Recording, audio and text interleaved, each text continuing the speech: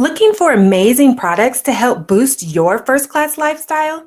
Then head over to firstclasslifeshop.com, where you can treat yourself to personal development books and workbooks, lifestyle affirmation cards, adult coloring books, mugs, notebooks, hoodies, t-shirts, leggings, and more.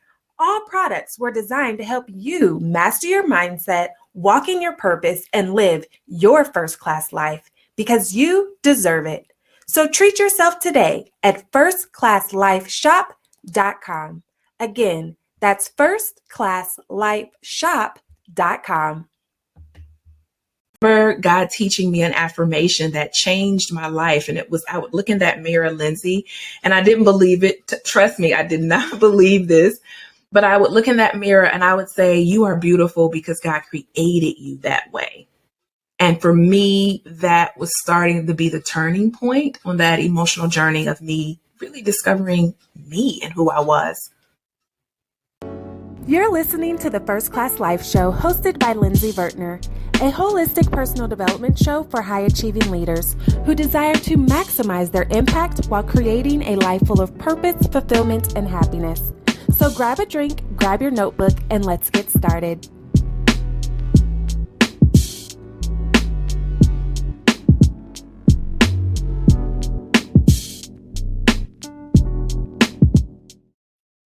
Welcome back to another episode of the First Class Life podcast. This is your personal development show because I know that you desire to maximize your impact while creating a life full of purpose, fulfillment, and happiness. I'm super excited about today's guest, Miss Natolie Warren. She is an amazing coach at what she does. You know, we are in the same field, and this just goes to show, like, it's collaboration over competition because we both deal with mindset. So y'all already know today's show is gonna be juicy, okay? So welcome to the First Class Life Studios, Natolie. How are you? I am doing great, Lindsay. Thank you for having me. I'm excited about talking about first class life. Yes. So I have known you for a few years now, but I want you to let the people know, who is Natolie? Like, really peel back the curtains and tell us who you are, girl. Yes. I'm not going to talk about what I do, but just who am I as a person? First, personal, I am a wife and a mom. So, Lindsay, I have three little people, a 4-year-old, a 7-year-old, she just turned 7, and a 9-year-old. And so life for me is busy. And I absolutely love being creative, being intuitive. I love dancing, singing, if you will give me the chance. I try to stay in touch with my young self, right? I'm getting older in life, but I love staying in touch with my young self, and my kids help me to do that. And I'm married and been married for 10 years, and my husband is super supportive of the vision that God has given me. I could not do it without him. And so that's a part of the personal life of who I am. And I love helping people. If you met me in middle school, Lindsay, I've been doing this work before I had any knowledge of what it was called. I just love helping people and seeing them grow and do whatever it is they want to do. So I'm very passionate about that. So those are some things about me. I know we're going to talk more about me, but those are some of the things about who I am. Yes, I love that you mentioned doing the work before you even knew what it was called, because I feel like I was the same way. And I also believe that the things that we're meant to do as far as our purpose is concerned, there's little keys and nuggets here and there, but we often dismiss them. So what would you say are some of those things along the way that kind of were your guiding light to, you know, who you became today?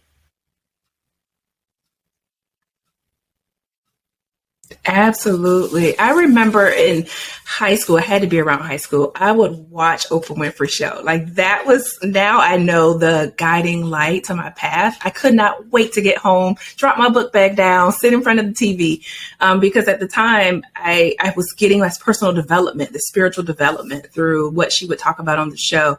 So I now know that was a guiding light. The ability for people to just come to me. I was that kid in school that I didn't know probably a whole lot, but they would just flock to me and ask me questions and how should I handle this and what should I do? and being able to see that that was a part of who I was. And at some point, others could see that. So those are some of the guiding moments that come to me first when I think about this journey that I've been on since I was 15, many, many years of being on the personal development journey myself. Now, I know you said you used to watch Oprah, back pre-DVR days when we had to run home and if we didn't have the VCR set, like catch the show. And so what about in your household? Who did you grow up around? Because I know that my mother fed into me a lot and she always encouraged me and supported me. But I also know that a lot of people didn't have that same dynamic in their household where they had a parent or a sibling or somebody that could pour into who they were as a person. So tell us a little bit about your childhood life, who you grew up around, what was your relationship with your parents?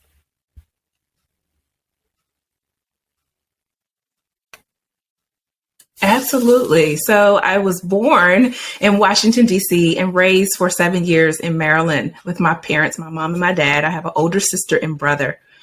And so what we learned was that we moved to South Carolina when I was very young. So most of my development, Lindsay, was in that area.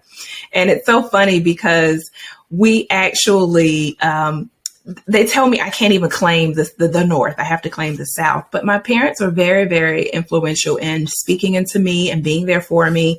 My mom at my middle school age became very involved in church and ministry. And so that became a part of my spiritual development. And so this was definitely a part of my process of growing into the woman that I have become today.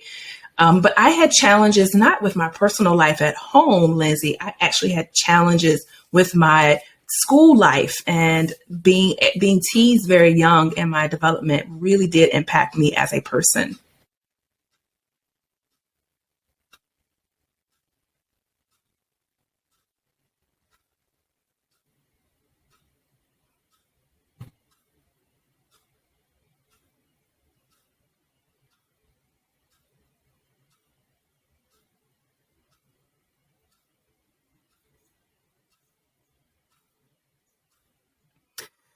This is the thing that I have had, Lindsay, to really spend time with, but it really started out with kids. I was from the North, so I was the new kid at a new school. You already know what that could look like. This is second grade, and it started off with just girls being upset with me because I didn't want to be a part of a friend group. And the teasing and the taunting kind of started there. And then it went on to more physical, actual appearance things. And that was a little more challenging because being the new girl and being teased was one thing. But when people start to look at you and they start to pull apart parts of who you are that maybe you didn't even realize, when they started to do the physical things, those were the moments that became more difficult because then they're chipping away at who I thought I was. And I eventually went to a new school and it ended up happening there. And it went on for several years that there was this taunting behavior, this calling me out or bringing negative attention to who I was outside. And that I didn't know at the time, Lindsay, I really didn't, how much it impacted me until actually years later. And the funny thing about the story was those same kids actually selected me and chose me to be homecoming queen, prom queen. I was class president. I was best all around. So there was a point where I was accepted by these same people, but I had trouble seeing it at that point and really believing some of that on the inside for myself.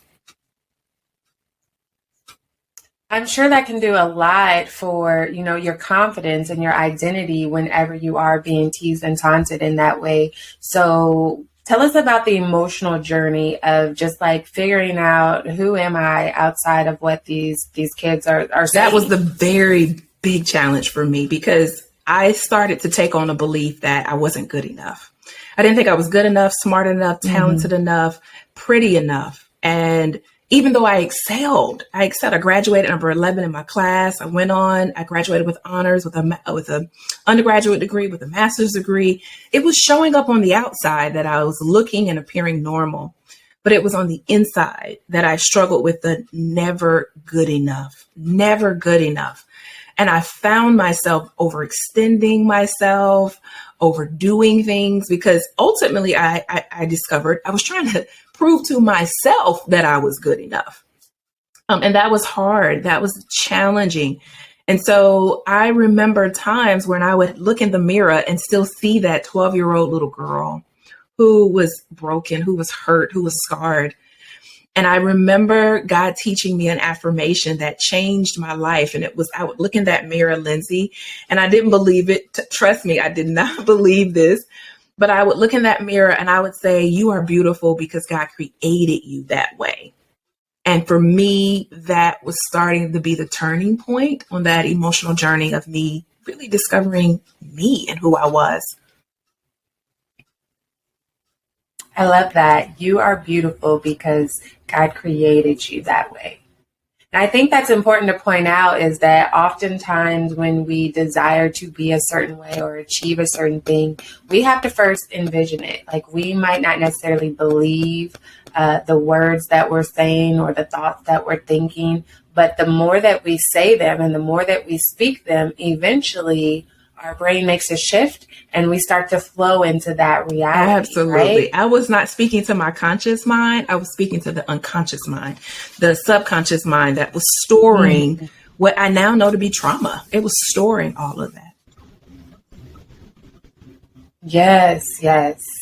That is so super important to point out to everyone because, you know, just because your trauma looks different than my trauma from that trauma, like we've all experienced trauma to some extent. Like it might not have been somebody punching you in the face 50 times a day, but we've all experienced some level of trauma, and those things affect our beliefs and which affects our behaviors and the reality that we create for ourselves. So what are some ways that trauma can show up in our lives? It shows up in every way. It shows up in every way. I mean, down to the simplest points of concentration, of being able to feel our emotions, to be present and in the moment. It shows up in relationships, whether we choose healthy ones or unhealthy ones, how we eat, how we feel about ourselves, how we take care of our bodies. When we don't understand how trauma impacts us is when we are actually at a disadvantage. And I had to discover, like, what is trauma doing to me, not just in my life, but in my professional life is showing up. In every area of your life, it affects it. Mm-hmm.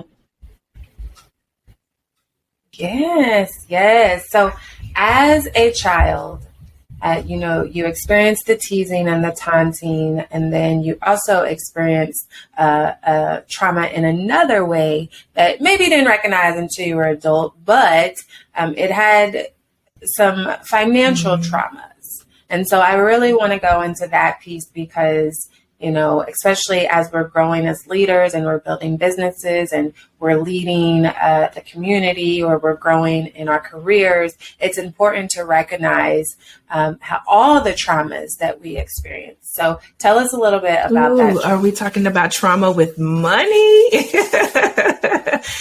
Well, let's go back to this because I think it's connected and people don't often realize that trauma of me feeling not good enough transfers over to my relationship with money, because then I'll feel like I didn't feel like I was good enough to have abundance when we think about money, right? Having more than enough.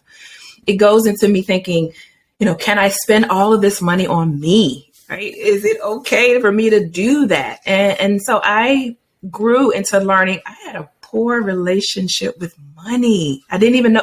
Let me back up. I didn't even know we were in relationship. I don't know if anybody's ever dated somebody and you're going, I didn't even know we were together.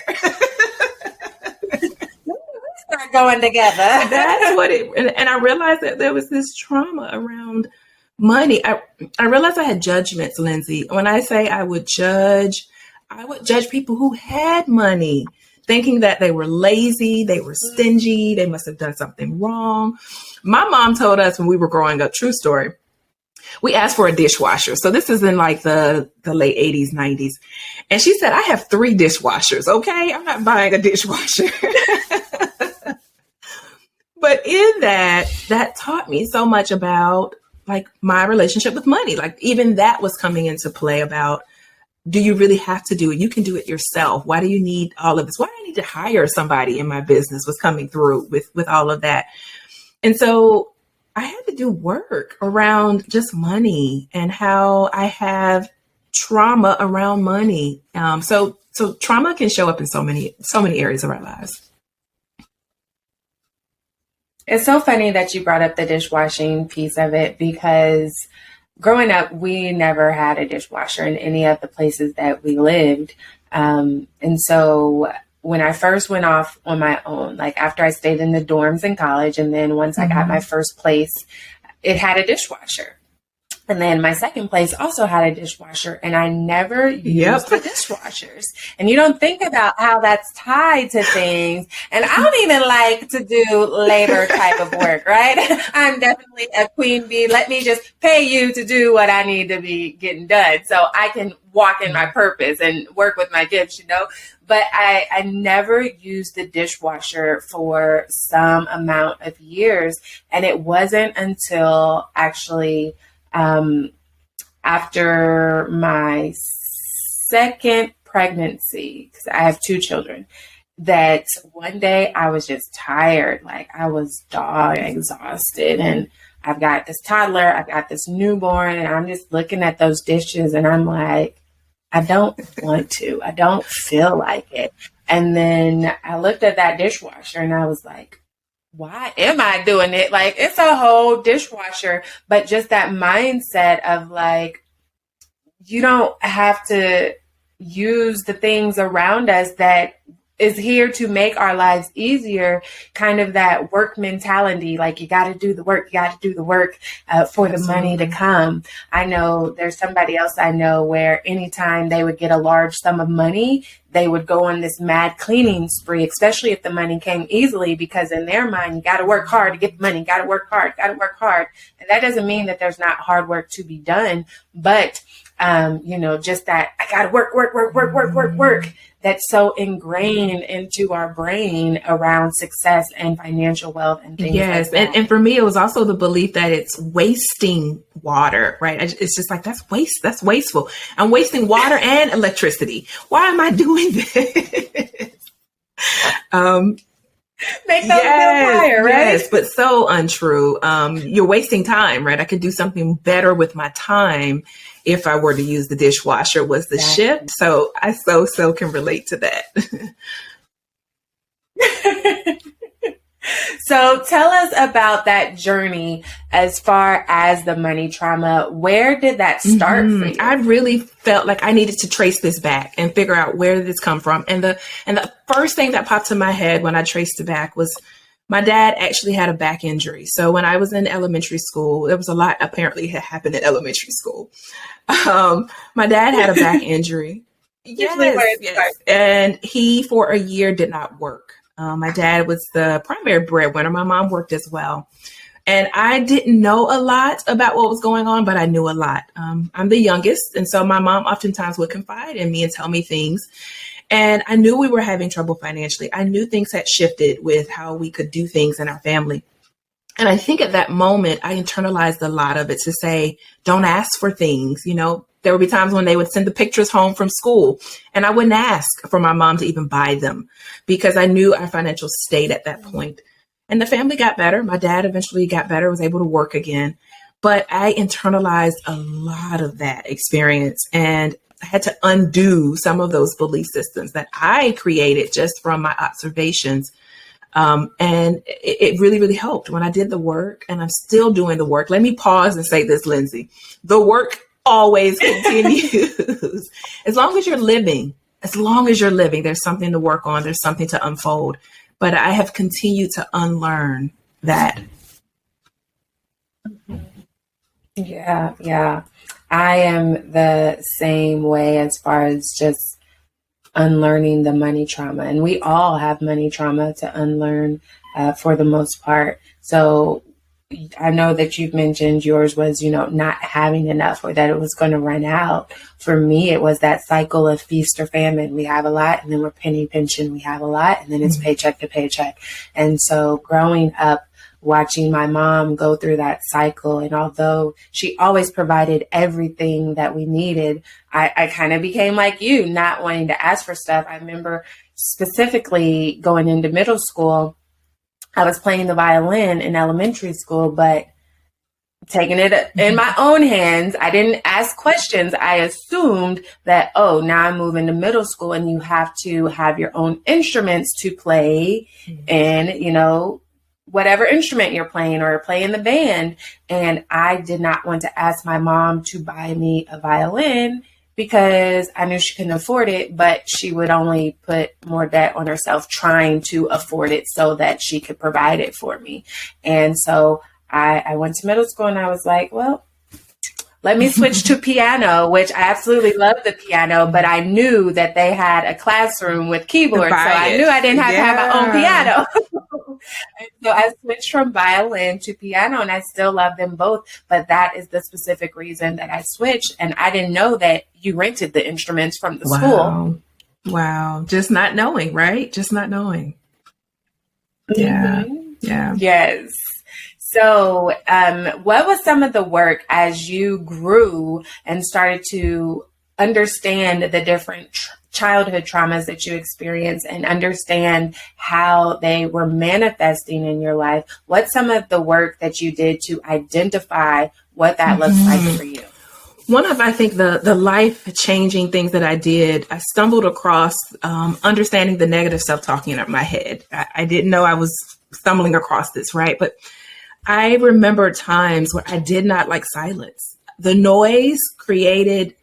silence created loud noise, right? And I wasn't ready or able or had the skills or the energy, let's put that in there, to manage all of that. And so I stumbled across learning about this inner critic, like, what is this?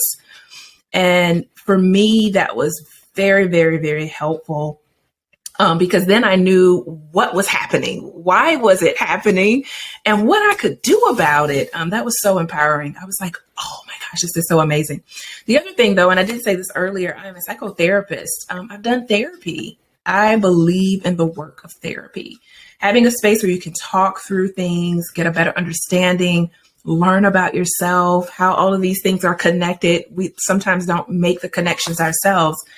I've done therapy to just say, what's going on with me? And how can I grow and change?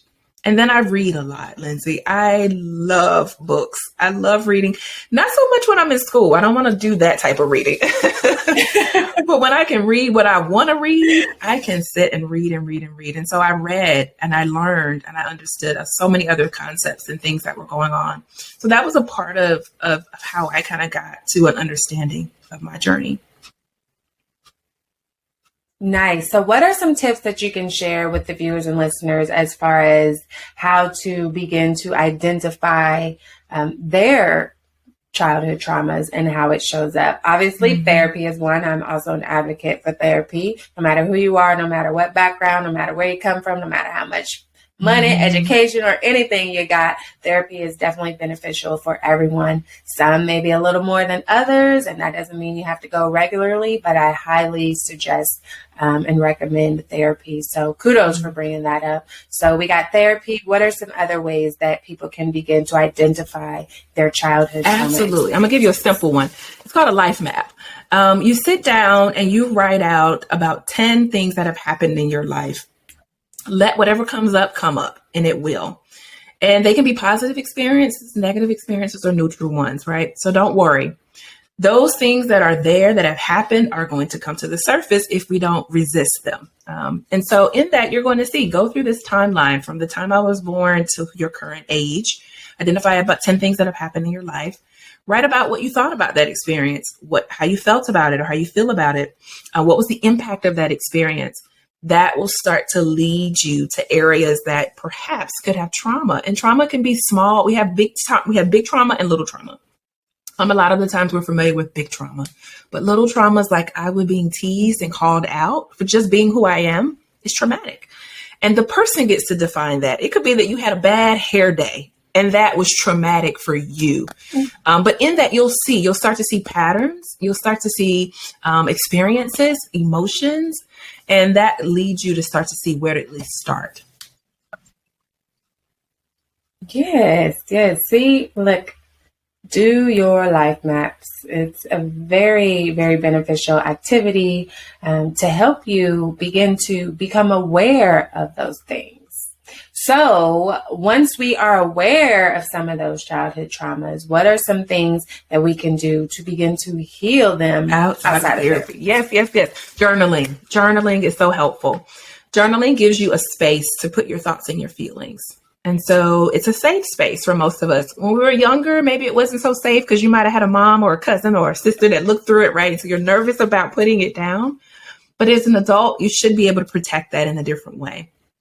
Journaling is great. Breathing, breath work is so powerful. One of the first things that you were given was breath, and we don't use it a lot. Trauma impacts how we breathe. So stress impacts how we breathe. But being intentional, following some meditation, some breath work people, there are tons of them on the internet. Go to, I call YouTube University. You're going to find somebody. But breath work can be so helpful. Talking about it in general. Everything grows in silence. When we have a space that's safe, that we can talk, even if it's outside of therapy, talking to your friends about experiences. My girlfriend and I, Lindsay, really true story. Recently, we're talking about where we are in our struggles. And that was so therapeutic for us because as high achieving women who are busy and we have all these things going on, we don't often allow ourselves to be vulnerable and talk. And in that conversation, it was so helpful. So those are just a few ways. There are many, but there's a few ways to kind of work through it.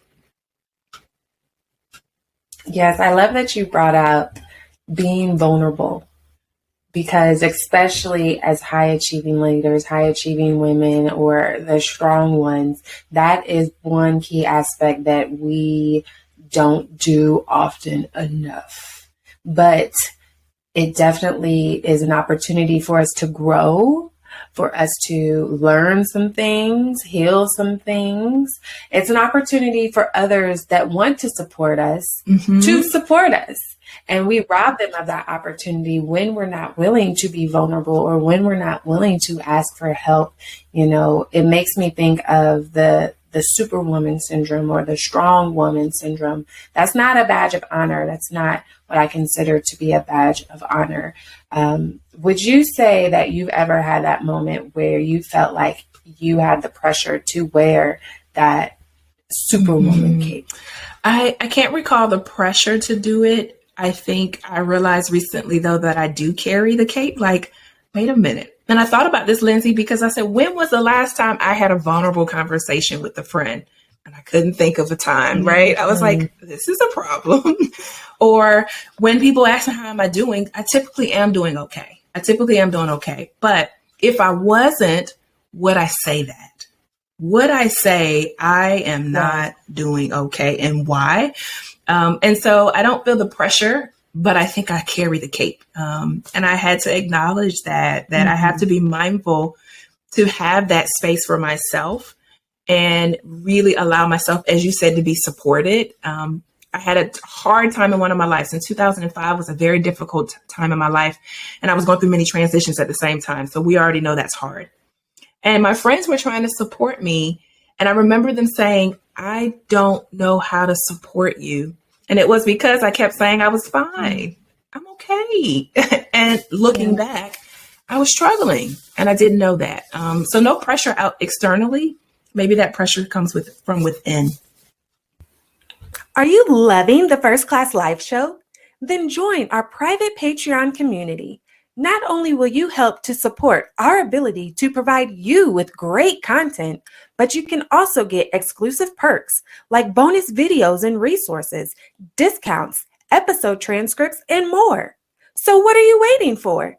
Join today at patreon.com/First Class Life.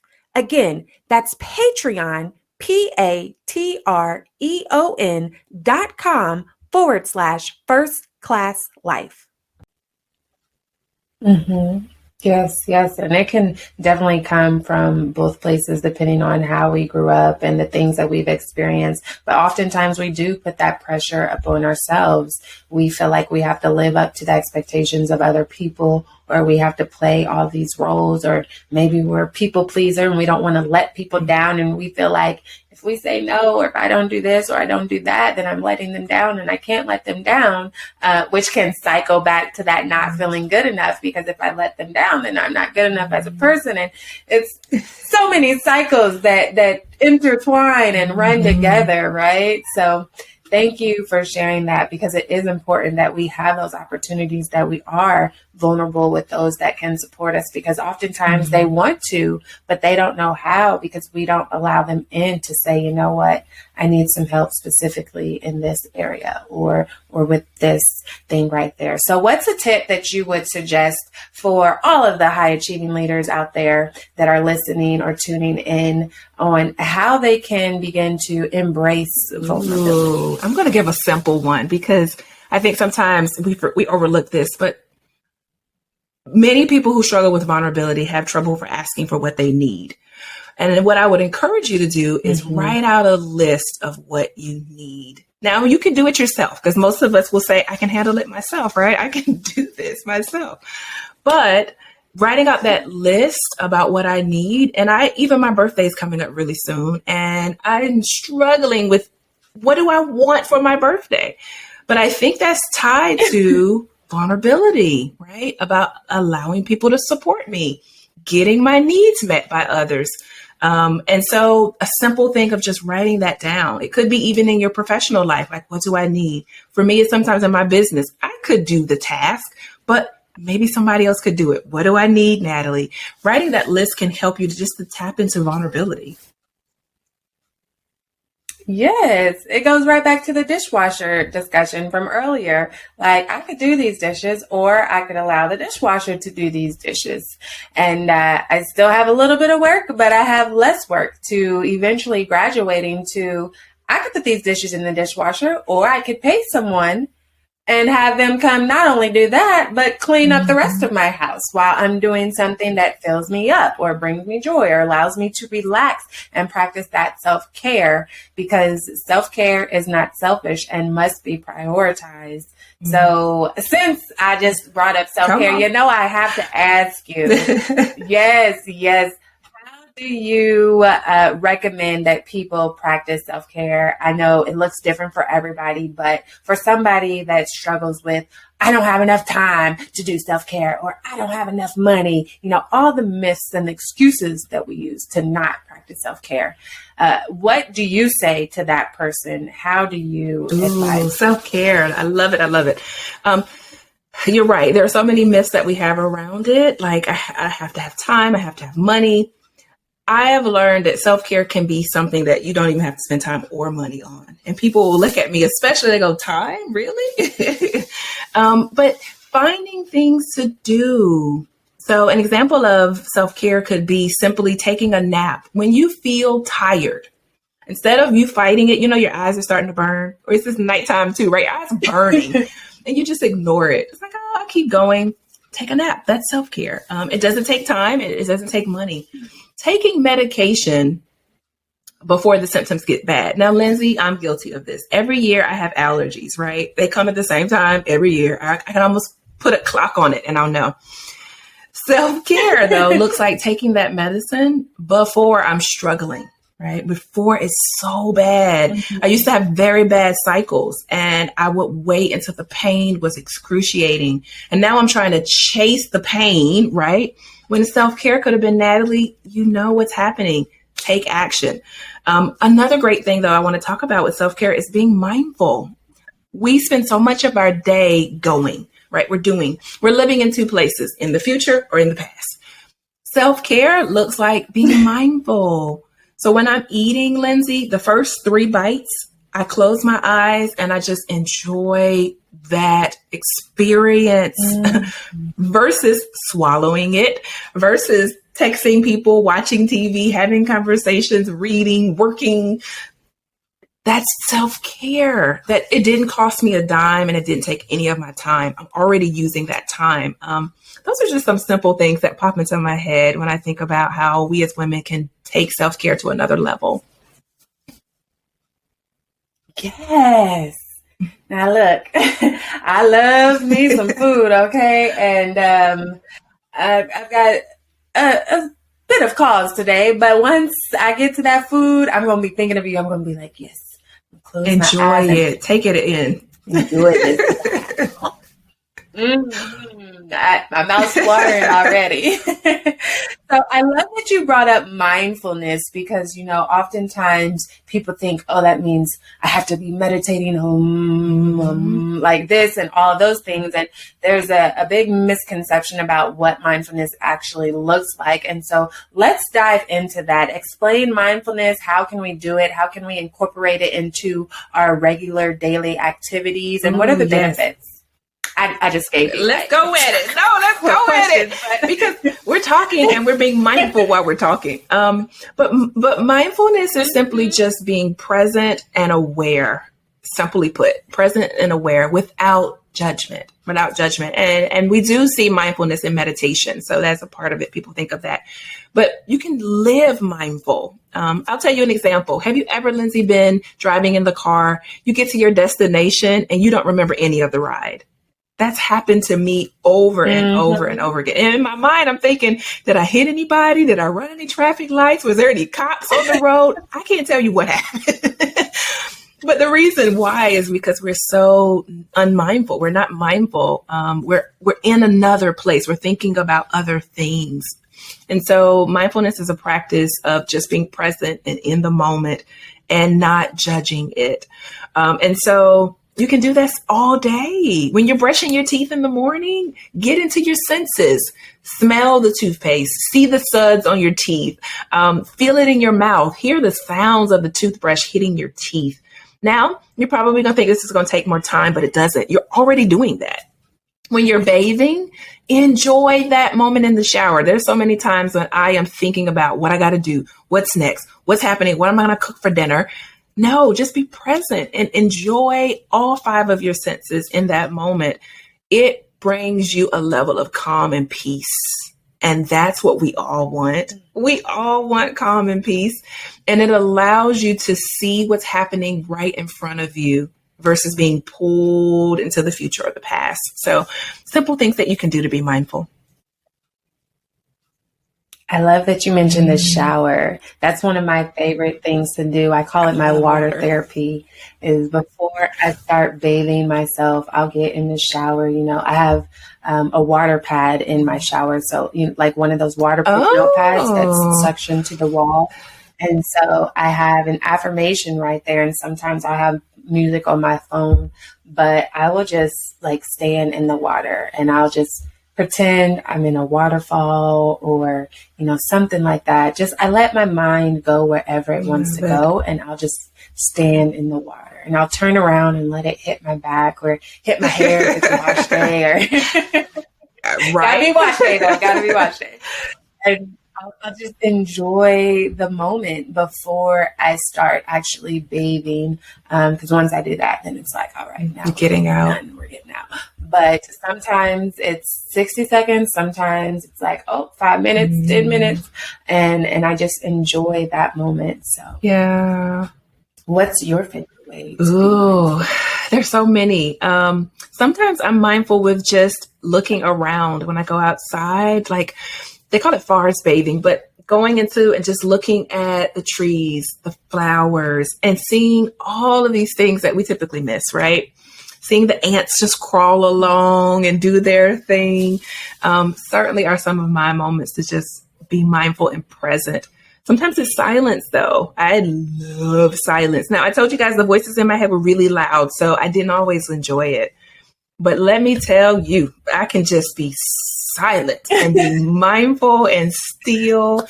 That takes practice, but once you get there, it's so peaceful. So those are some of the ways that I enjoy mindfulness.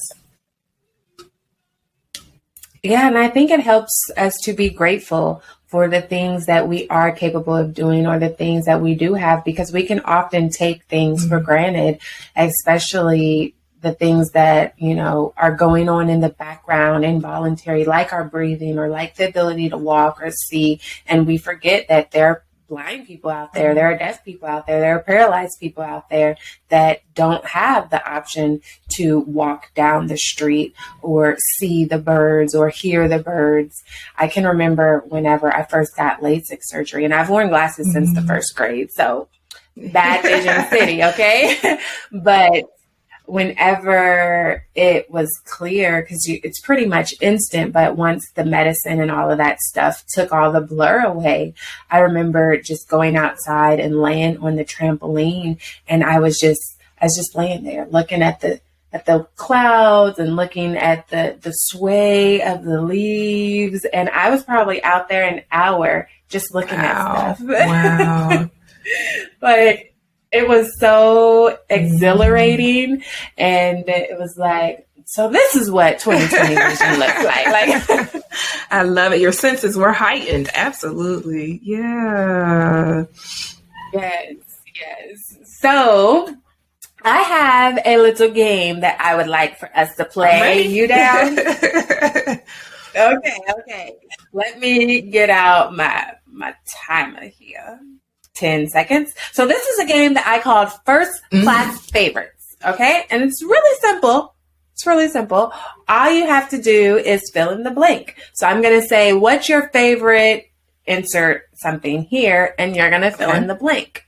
Now, the kicker is you have to answer in 10 seconds or less. And, you know, our mind gets crazy. And once we add a timer to things, it's like we go blank. So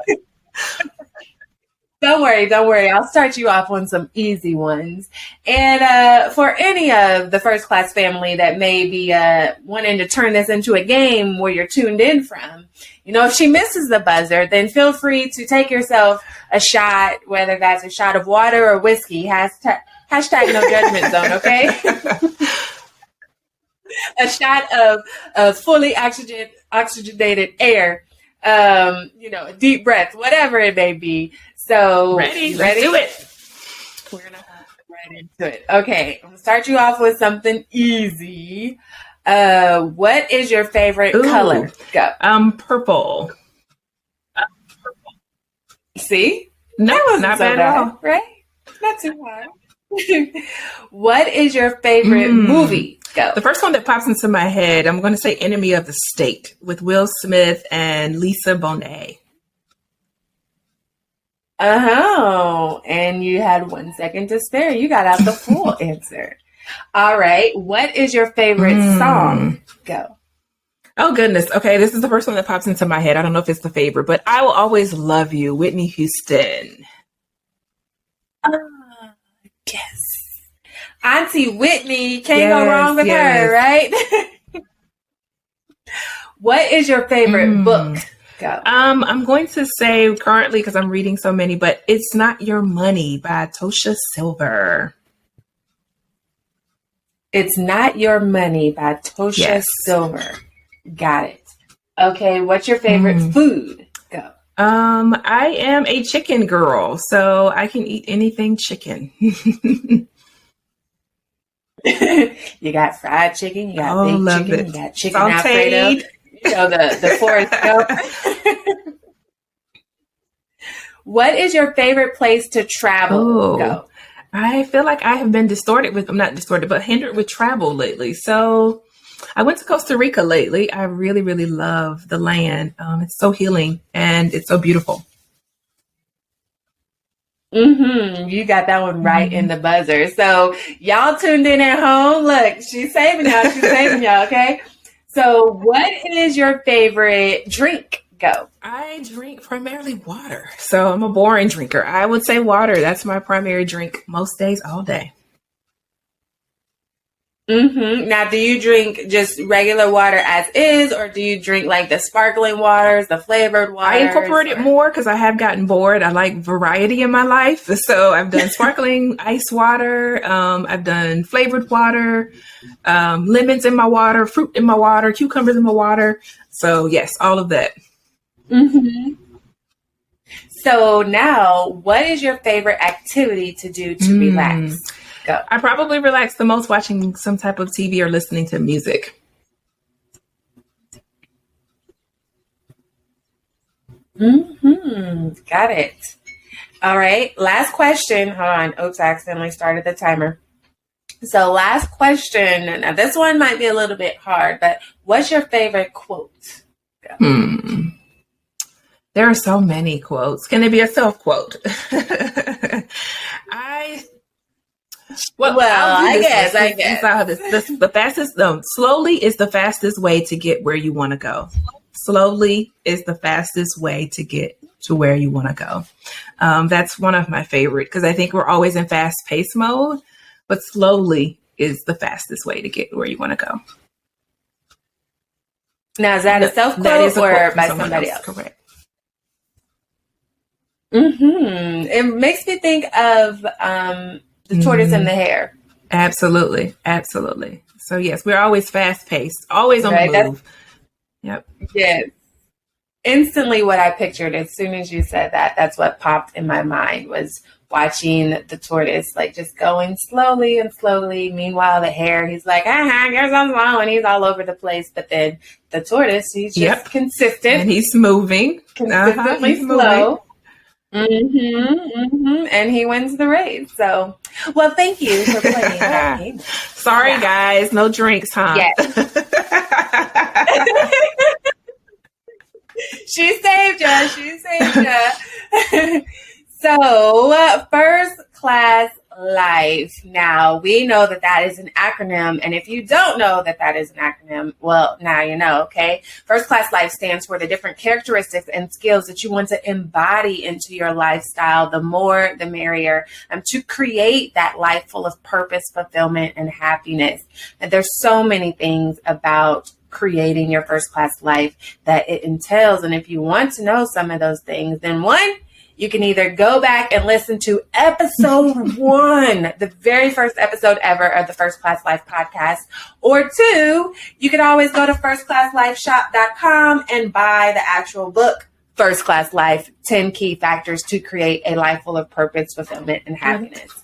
Meanwhile, we're going to have the beautiful Natalie to share which of the main 10 key factors do you feel that you resonate with the most from First Class? Let's see. I am going to say self-worth, and I think it's tied to my story and my purpose. So self-worth. Nice.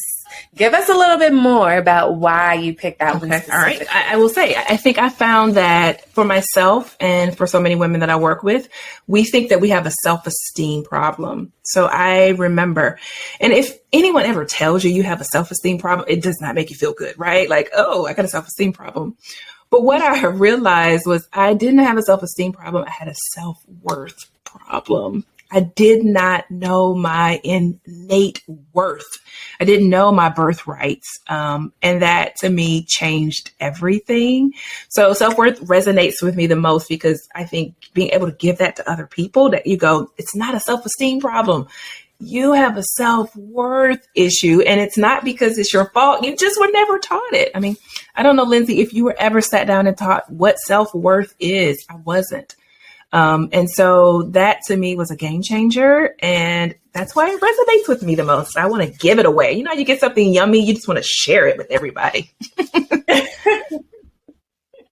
Yes. It wasn't until I learned all of that stuff on my own that I really understood the importance of it, how it impacts us, and all of the things. So yes, I like it. Now, Miss Natalie, tell us about, what it is that you do today, your services and things like that. How are you walking in your purpose? Good question. I am working in my purpose, and I get to do my purpose. Let me say that, right? I wake up and go, I get to do this. But I get to do it through my professional life. I am a psychotherapist, and I am an entrepreneur. So I've been in private practice for 14 years. I literally, Lindsay, I got licensed 1 month and the next month I was in private practice. That does not happen in my field much, but I knew that was what I wanted to do. And I went after that. So I get to help people to really, really, really work through life transitions and changes manage anxiety and stress and overwhelm, work through trauma and experiences in life so that they can thrive. I get to do that. I get to be a coach. I get to be a life coach. I stepped into that transformational space and really, really, really supporting women who struggle with settling for less than what they want and what I believe they were intended to have, and really supporting them to become emotionally free, become spiritually confident, and become mentally clear. Listen, and now she's unstoppable. If she knows all of that, she is unstoppable and able to change the world. I get to work with women who have a purpose. They know they're meant for so much more in life, and they're just not living up to that full potential. So I get to do that, and I get to host events and retreats, like all the yummy stuff I get to do every day. But that is what I was born to do as well. So. Yes, I love it. Because we already talked about, you had that guiding light as a child and you was doing the work before you really put words to the work you were doing.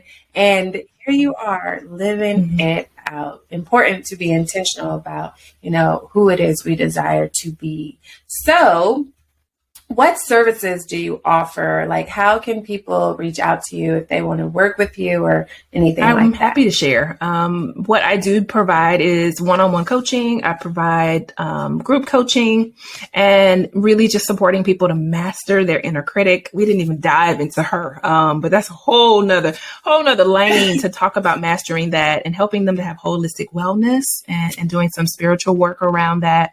And people can find me on any platform, social platforms. I am Natolie Warren. My parents knew I was going to be unique, so they gave me a unique spelling of my name. So it's spelled with an O, and I'm on all platforms with that. And the website to connect with me is Awaken to Power, the number 2 power.com, because I believe we all have a power within us that we have to awaken. I love that. And it's Natolie.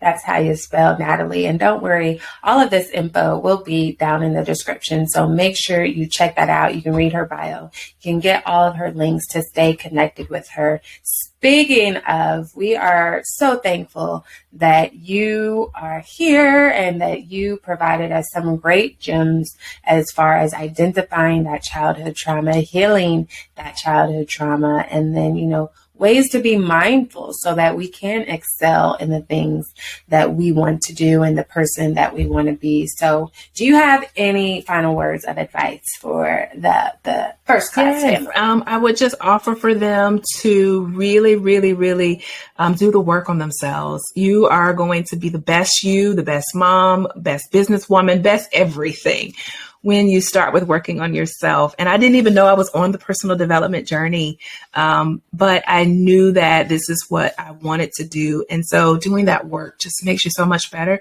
and give yourself grace. We didn't talk about just how much incredible pressure we put on ourselves and this underlying guilt that we often carry as just high achieving women. But giving yourself grace. Today is a day to give yourself grace, and tomorrow will have its own problems. But today, give yourself the grace. Live in the grace of today would be that last thing I would say to us. Well, thank you for being an amazing guest. We are so glad that you are here with us. And for you tuned in at home, thank you for being a part of the First Class family. I love you to pieces. I know you could be doing anything in the world right now, but you are tuned into the First Class Life podcast, your personal development show, because you desire to maximize your impact while creating a life full of purpose, fulfillment, and happiness. Make sure that you subscribe to our Patreon community, because that's where you can check out bonus footage from our phenomenal guests that like to grace us with their knowledgeable gems, okay? And lots of bonus resources. So subscribe to the Patreon community. And until meantime, I will catch you later. Have a blessed and abundant day. Bye. Unfortunately, all good things must come to an end. But please be sure to subscribe to the First Class Life Show. And don't forget to rate, leave a review, and join our private community so that we can continue to provide you with great personal development conversations to help you maximize your impact while creating a life full of purpose, fulfillment, and happiness. You deserve it.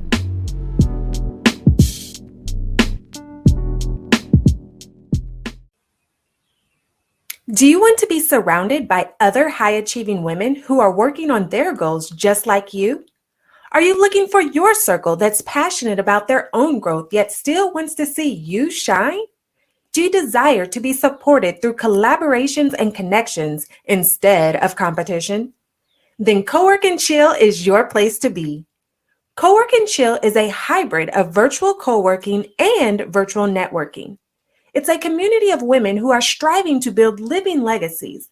This is the space to create meaningful relationships with other equally yoked women where you're being poured into just as much as you pour out. So if you're looking for your crew for supportive accountability, then sign up today at coworkandchill.com. That's COWORKANDCHILL, coworkandchill.com.